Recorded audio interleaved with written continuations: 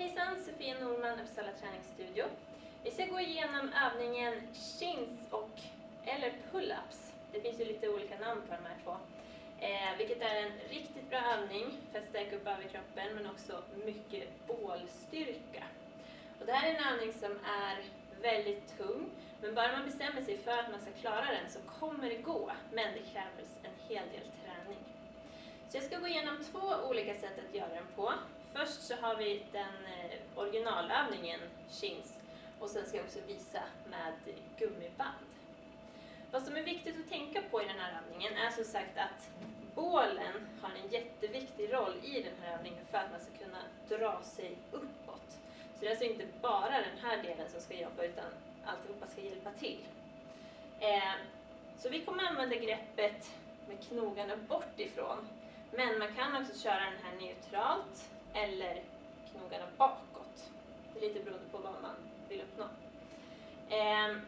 Så du kommer greppa ungefär axelbrett isär. Och när du drar dig upp så tänk att du ska komma upp så att du kan låsa armbågarna vid sidan av kroppen så att du får spänningen här bak till. Om du stannar här ute så kommer det mesta läggas på armarna. Så vi börjar med den vanliga övningen chins. Greppa stången ungefär axelbrett. Börja i hängande läge, lyfter upp fötterna och sen använd magen och överkroppen upp. Låser fast, kommer kontrollerat ner. Så där har vi den första varianten. Sen kan man som sagt köra den här också med gummiband om det är så att man inte riktigt är där än att lyfta upp hela sin kroppsvikt. Så det finns olika styrkor på de här banden, du väljer ett som passar för dig. Så antingen stoppar man ner knät eller foten i det här bandet och då kommer man få lite extra skjuts uppåt. Så sätter in knät där, samma sak, axelbrett isär, börjar hängande och drar upp, låser fast innan du kommer ner.